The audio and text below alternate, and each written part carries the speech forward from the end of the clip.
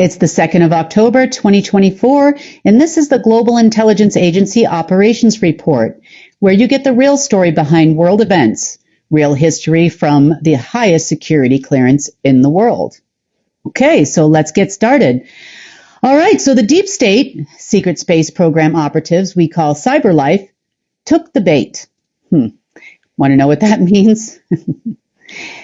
I've been playing a little game with some of these people, I have to admit.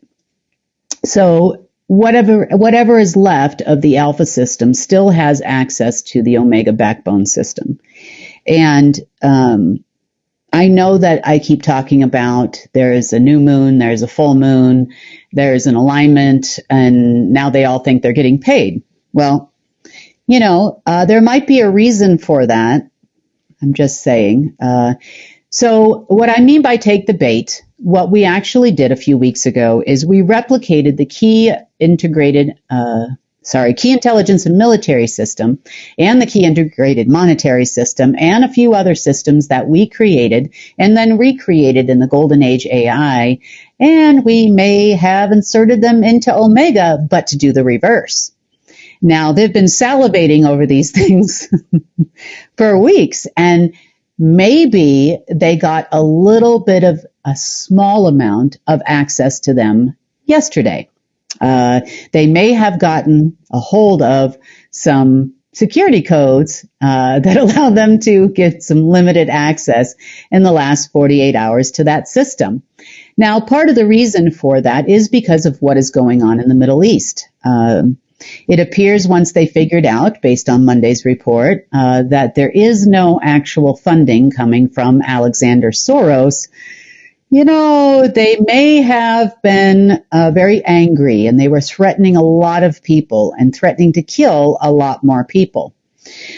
So we may have allowed them that access for a short period of time with the enforcer and ourselves in tow to ensure that there was minimal loss of life, meaning we had enforcement units in the sky and on the ground there right about the time that they were issued the access code so that they wouldn't get too far. So what you're seeing in the mainstream news and, of course, all over social media is that Iran now attacked Israel. Israel is basically saying they're going to blow up the entire Middle East, which is not even possible, nor would they survive. They are a small country, and compared to all of the countries in the Middle East, they are not properly armed. Fake Biden basically says that he gave the U.S. military, apparently my middle name is Kimberly, U.S. military Gogan at this point, because he alleges that he sent the U.S. military to intercept all 400 missiles that were fired. I don't know. That is not my middle name, and neither did the U.S. military intercept anything. They were fully well aware of what was going on, at least at the highest levels of generals. They would never have told the U.S. military to intercept anything that CyberLife was doing. This was a cooperative effort. So we ended up finding our lovely CyberLife military folks underneath the Damascus Gate in Jerusalem. That's where they were hiding out. They tried to access the Omega port there, which all of a sudden may have opened. And maybe they figured out at that point the true power of a real full access key intelligence and military system. Maybe they saw all their efforts kind of fall on deaf ears. The only thing that we couldn't really control was the media campaign that they started putting out everywhere. They were actually speaking, in some cases, with CGIs, which is a computer-generated image, over mainstream lines, basically threatening each other, playing all sides. They were actually the ones that launched the 400 missiles from Iran. Iran knew nothing about it, and everybody is in a full-on panic. Back channels started lighting up everywhere, asking who's bombing who, and this is not in the handbook, and this is not in the story. I thought we weren't doing this until, we got paid. I thought it was next Tuesday or whatever day ending in Y. That would be, I think, today, since it's a new moon. It's always a payday. Of course, no one quite knew what was going on. That includes Israel, that includes Iran, that includes the Lebanon, that includes Hezbollah, Hamas, Syria. You know, a lot of this information that was put out there was pretty much, I would say, for about 75 to 80% of it was them talking to themselves. Even some of the TV things you see aren't real. So, you know, we may have continued on doing a few more things as Omega dies. And this is part of a defense AI system I installed into the Golden Age AI on my behalf, but on our behalf, I should say. So the system may have even created fake demons for them to talk to on computer screens or holographic phones. Maybe we created fake alien races to have chit-chats and tell them when the next place they were going to see a potential QFS, as they call it, or a monetary system. Maybe we've been the one that has been dangling said carrots in front of their faces. You know, you never know. But it did keep them busy for a long time. And, you know, with everything going on in the world right now, it was kind of time for the jig to be up. So they probably can expect they're not going to get any more phone calls from fake demons, and probably not so much so. But they did take the honeypots and they did take the cyber bait, and they've been hacking ever since at basically a non-existent system. There were many replicas of the system. We did 9 of one, 7 of another. We labeled them their favorite alien friends, such as Artemis and other names, a couple under Marduk, a few Abraxas systems, and they fell for every single one. Oh, so sad. Anyway, they tried desperately, and I mean desperately, to integrate these systems into their human computer networks, meaning they wanted that to be the new financial system. They wanted that to take over telecommunications. They wanted that to take over their military and intelligence systems. But alas, nope. They just disappeared like a mirage in the desert looking for a drink of water, and all they got was sand. Well, God bless them. Okay, on to the next part of our news. Let's talk about these port strikes for a minute. And I know I addressed it briefly in the news, more of a mainstream kind of level, but let's take a deeper dive into these port strikes. So I'm going to tell you a little story. So during World War II, one of the things that the Russians had done to the Nazi Germans was to cut off their supply chains in the dead of winter. What does that mean? Okay, the Germans were rapidly approaching Moscow. They didn't get that far. However, part of the reason why they didn't is because, number one, it's really cold in Russia during the winter. Temperatures are freezing. There is no food out there. There's nothing but snow. So they basically cut off all their supply chains, meaning all their ammo that was supposed to come in, tanks, all their routes. They destroyed roads. They made sure that they could not get to the main city that they were looking to, which was Moscow at the time. So a really good strategy, because eventually most of the Germans died or retreated. And pretty much that is what ended up ending World War II, at least in the theater sense, if you know what I mean, because all wars are theater. Okay, so let's talk about these port strikes. Apparently, they have learned a thing or two about the Russians, or is this just part of what the Russians were talking about at the UN meeting, meaning they were calling the Americans in the USA terrorists? Were they trying to orchestrate or help China obtain control or the world power seat? Yeah, I think so. I definitely think so. I know that they've been promised by China and, of course, all of the other members of BRICS that they are also going to be in partial control. I also know that they have cut deals. I also know they've been heavily supporting Iran in what's going on in the Middle East. But are they really going to get what they say they're going to get, meaning the Asian deep state? Are they going to give the Russians that much control? Honestly, if you're asking my opinion, no. they're not going to give the Russians that much control. Why? Because Russia has more advanced technology, military strategies, and a lot of different things that the Chinese simply do not have, nor have they been able to steal. That being said, Russia is a threat even to China, especially since the two countries border each other. It has been over 300,000 years since the Russians or the Rus people of the day were fighting against the Kalima. And the Great Wall of China is built in the reverse, meaning the towers are trying to force out China, not keep China in.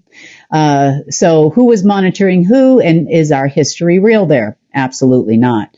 But no, I do not believe that they'll actually give Russia as much control as they say they do. But, who am I to say? Of course, they're going to believe them, and then they're going to end up in what when push comes to shove. And if they do actually successfully launch a counterbalance to the dollar, which is probably never going to happen.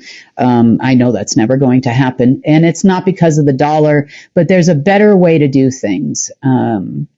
We don't have to crash countries to create a multipolar world, but that is not what BRICS is looking to do. So we'll leave that at that. Now, let's talk about these port strikes, meaning there's not strikes on U.S. ports, but there are no workers currently at U.S. ports. Now, the little company USMX, also called the United States Maritime Association, controls almost all of the ports on the East Coast and the Gulf Coast. And I didn't say this in the regular news report. Obviously, it's a little bit deeper than that. But that is the CIA, my friends. The CIA is the one that runs that company. And now the generals of Langley 5 are the ones that control the CIA. So therefore, this port strike has been orchestrated probably well over a week or two ago. This is all in accordance with the plan for global martial law. That has not changed. The terminate the entire United States and turn power over to China plan. Yeah, that's what they're doing. And you know what? Even the deep state generals think that they're going to install martial law and they're going to be in control. Quote unquote, they would become your new president at that point in time of the United States. And then, of course, they would be in control of everything, thinking that, they are qualified to do so. Well, they don't even understand how AI systems work. They do not understand the financial system of the planet, because otherwise they would understand what money is real and what money is not real and why it can't go into the system. I don't know who's advising them of this information.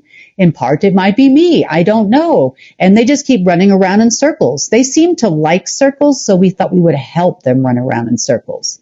Now, recently, one thing that came out as well is the Q team has put out a report or a new message on the Q clock, which basically says that we will have martial law by tomorrow afternoon, Eastern Standard Time at noon, that the United States government will officially shut down.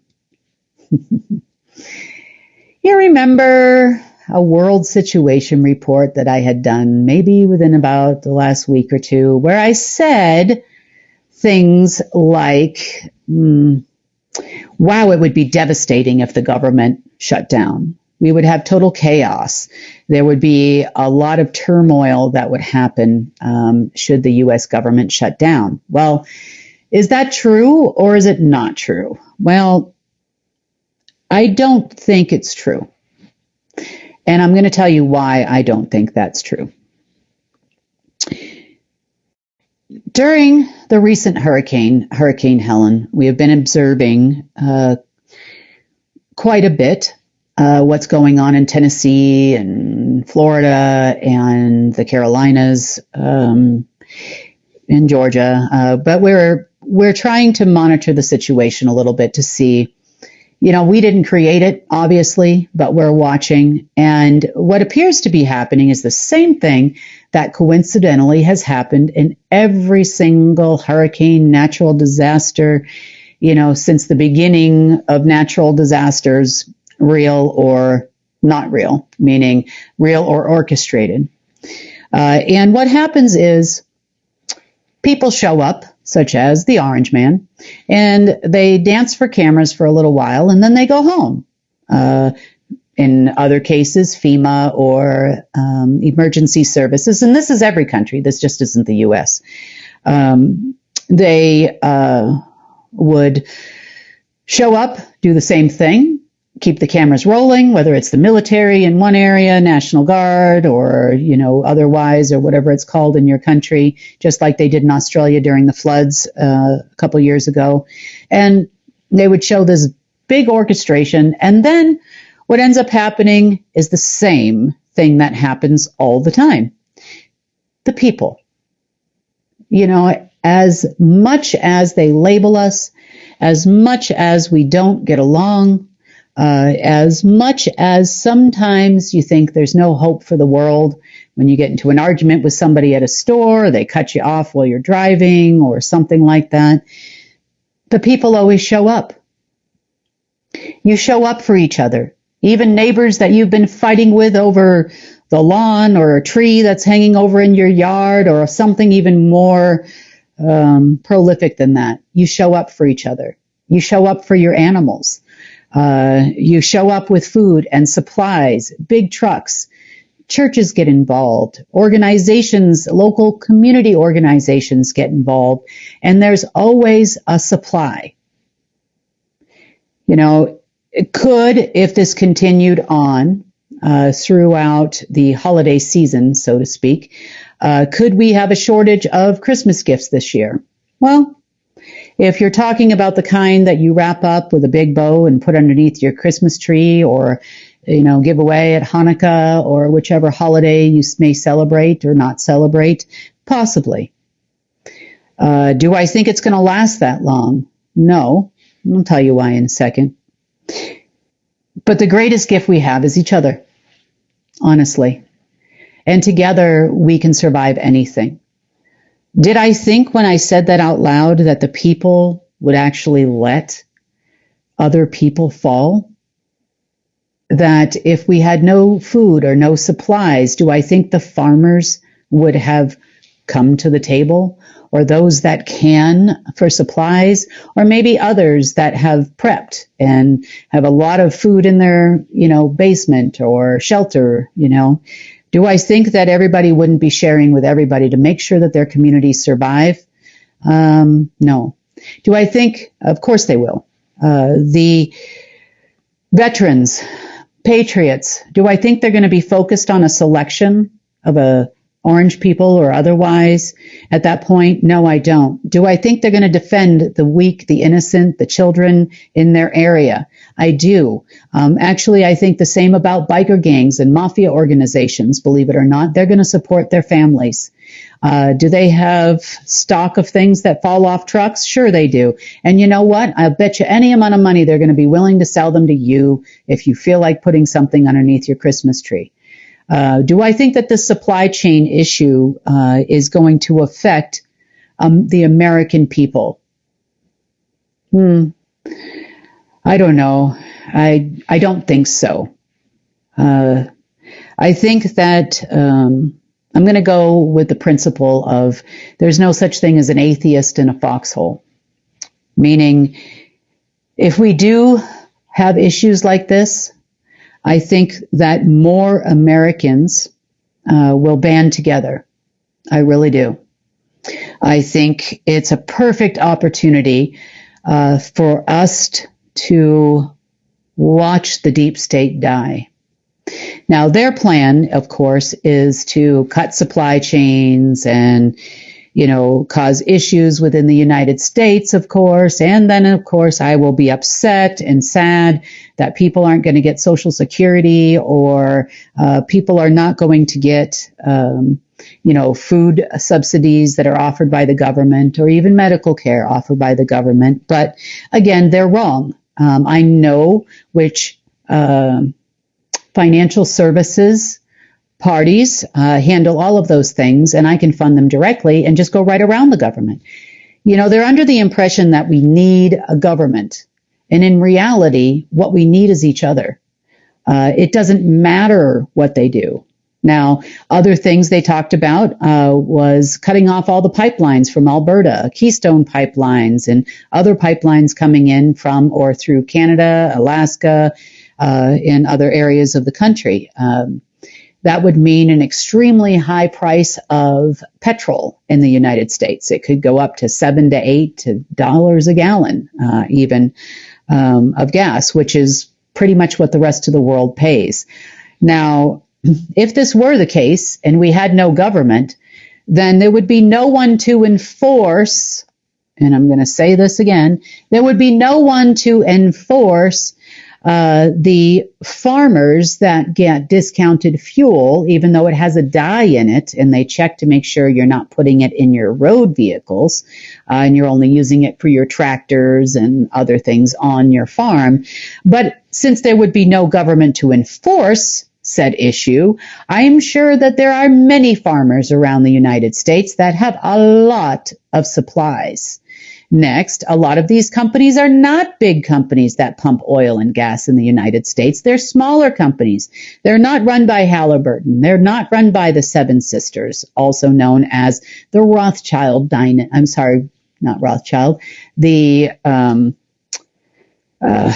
Rockefeller. There we go. There's the R word I'm looking for. The Rockefeller dynasty, meaning they still own all 7 major oil companies, but now they're under different umbrellas after the Monopoly Acts were passed many years ago. So there are plenty of smaller suppliers out there. There are plenty of independent petrol stations. I can tell you right now that we, the people, could make this work until we can develop our own.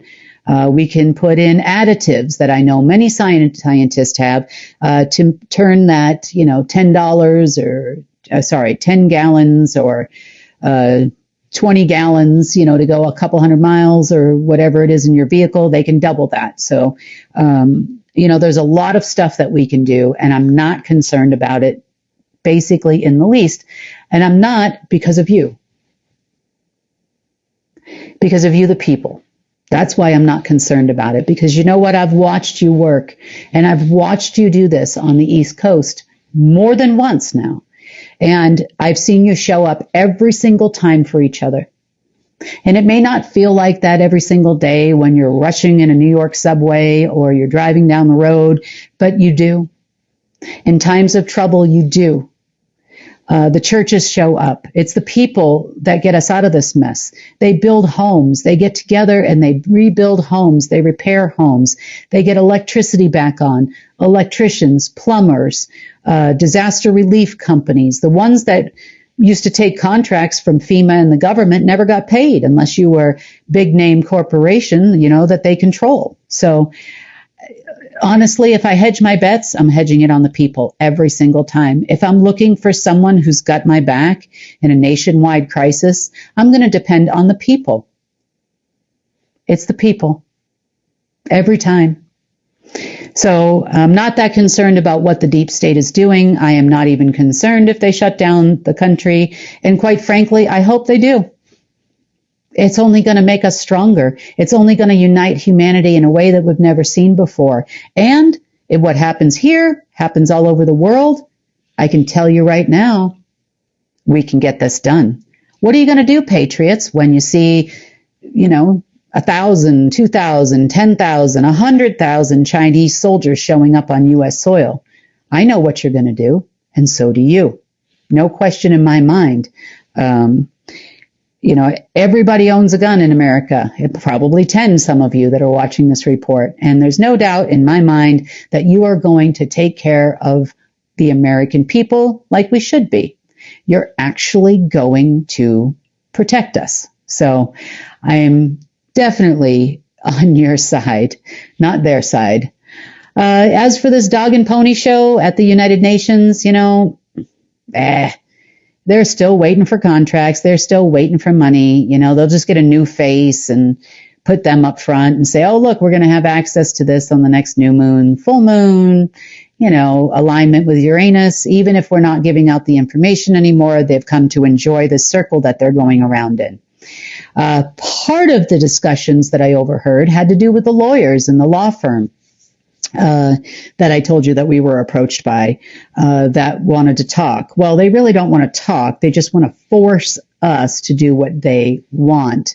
And they feel by cutting the supply lines and all those things that they're going to force me into doing what they want. And I can tell you, I wish them all the best in trying to do that.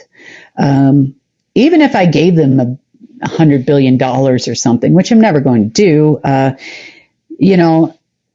they're going to blow stuff up for a few days, maybe a few weeks, and small stuff because they don't have any nuclear weapon capability. No country does at the moment. And so that's it. And then they're going to be needing more money because they don't know what to do. And they don't have any trading capacity off ledger like they used to. All that was just a fantasy to keep them going around in circles now. And this has been going on for the last few months. But the one thing they have come to understand is the power behind the key intelligence and military system. They've come to understand the power of the key integrated monetary system 1 and 2. So do I expect to see more turmoil over the next 2 days? These are the parts of the plans we've been aware of. The nuclear power plants are not going to blow. We're not going to have that kind of a nuclear fallout here in the States. Are they going to cut off some pipelines that they control? Possibly. Do we have other oil and gas companies that are smaller, that are not owned by the deep state? Yes. Do we have a way to pump heavy crude should we need to that doesn't involve steam? Yes, we do. We can get petrol. We can refine that petrol without their help. So, and I know they think they control it all. God bless Halliburton, Dick Cheney, and all the others that control the oil. Bush Sr. So speaking of control, I wanted to point out a couple of things that I found in my notes and some files and things that I had come across in the past that I thought you should know about. So number one, let's go back to BRICS for a moment here, because this ultimately is the goal. They burn the United States to the ground, buy back everything at pennies on the dollar. It becomes communist just like China, and China runs the world. That's the plan. These American deep state generals that have quote unquote negotiated deals with these people to be the ones in charge are, you don't know who you're dealing with, do you? You don't realize that everybody lies to everybody.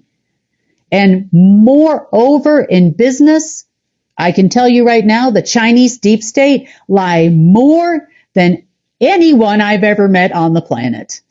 That includes the Middle Eastern folks, and that even includes the Americans. At least the Americans, can't help themselves but to tell you what they're going to do to you.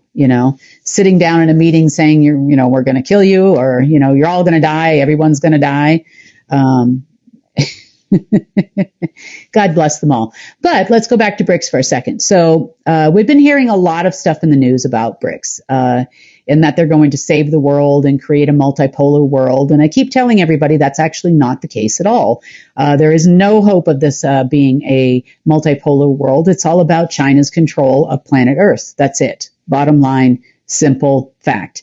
They got the Japanese involved. They have promised the Japanese that they would have power. That is also a lie. That's never going to happen. They've promised the Germanic tribes, the Mormons, the Amish, and all the other folks that they were going to have control. That is a lie. That is not the case at all.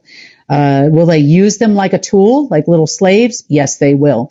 You need to take a look at who you're negotiating with, people. How about the crazy people in the Philippines that want to negotiate, that they've got all these bunkers, and you never get anything but some worthless pieces of paper, Anyway, I heard that the latest meeting with the lady there, what's her name, White Mummy or whatever her name is, that they've been negotiating with the Treasury Department, was abruptly canceled last night.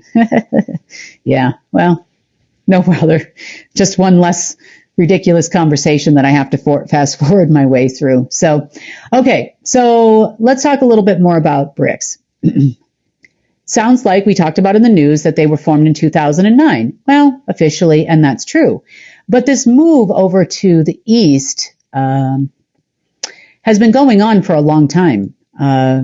You've probably heard of the Asian Investment and Infrastructure Bank in Hong Kong. That's when the Chinese elders were going to be the savior. And now we have the BRICS Bank that is proposing new digital currencies, which are never going to happen, that they think they're going to trade in worldwide. So the bank I think you probably never heard of, or I've maybe mentioned it once or twice, is a bank called the International Bank for Economic Cooperation.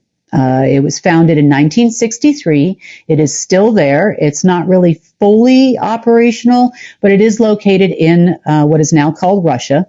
But it was founded at the time by the USSR. Also, the founding quote-unquote nations of this bank was Bulgaria, Hungary, East Germany, Mongolia, Poland, Romania, Czechoslovakia, and of course the Soviet Union. Later on, about a year or so later, after the bank was founded, Vietnam and Cuba joined. So the purpose of this bank was to counteract the Western run, as they say, World Bank. Now, I don't necessarily buy this, but there's some important facts that they need to understand. So when this bank was founded, my predecessor was in his position. My predecessor put up 100,000 metric tons of gold to support this new bank because it was part of his orders. It's not like they just thought of this great idea to counterbalance the West and create a new World Bank type scenario where people could trade in their own currencies and not US dollars. Does this all sound familiar? This was 1963. Does it sound as familiar as it does with the BRICS situation and their new currency? Why, yes, it does. So, as you can see, at that time, communism was running rampant throughout the USSR and, of course, all of their quote-unquote partner nations that they were courting to join this new institution. Of course, they had to dangle the carrot of loads of gold and lots of money to get everybody to join, which sounds awfully familiar. It almost sounds like I'm talking about, well, now. Like I said, I'm all for a multipolar world. I am all for, currencies eventually being run by the people of each country. I don't believe we should have a centralized point for that. I believe that so much so that the global repository is structured that way. At least the one that we run. The fake one there in the Omega system might have said something different. Who knows?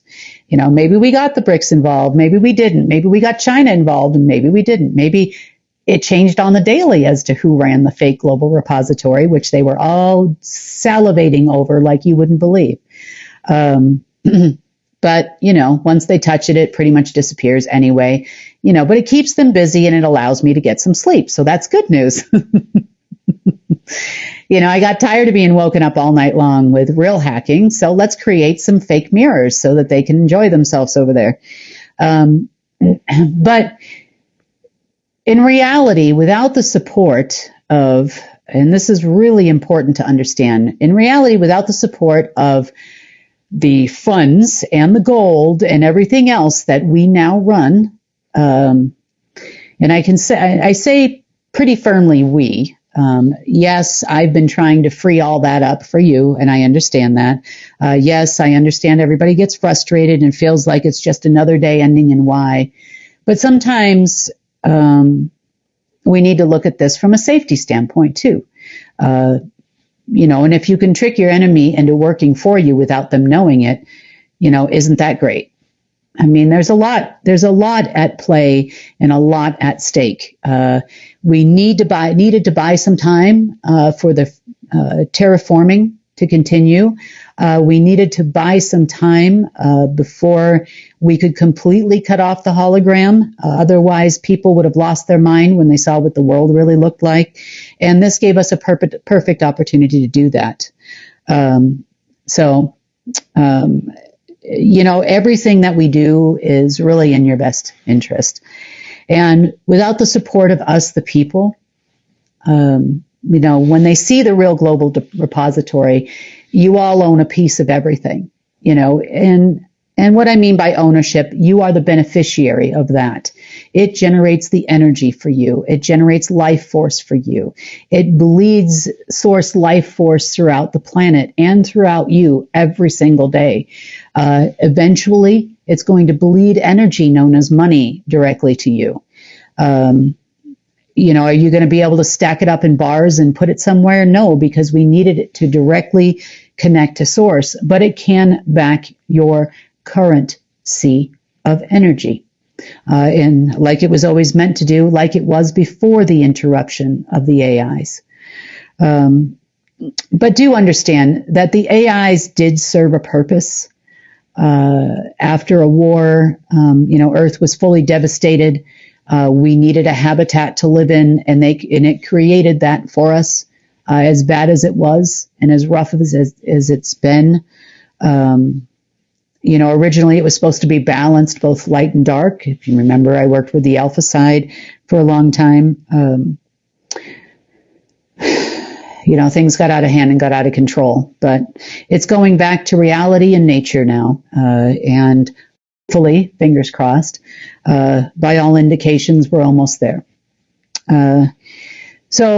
Anyway, is the BRICS going to be able to start their own currency without the help of the Office of the Currency of Curator, or us?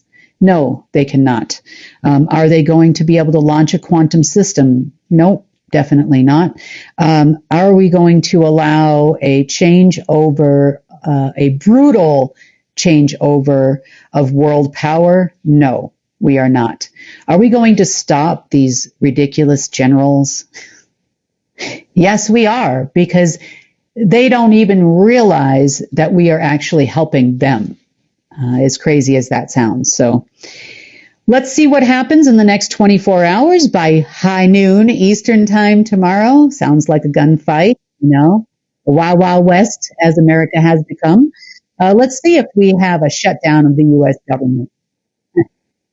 I guess only time will tell. Let's see if they actually have a way to do it. Let's see if they continue with court closures. So stay tuned for Fridays, because it's going to be an interesting report. Let's see what happens in the next couple of days. So look forward to speaking to you then. Have a great night.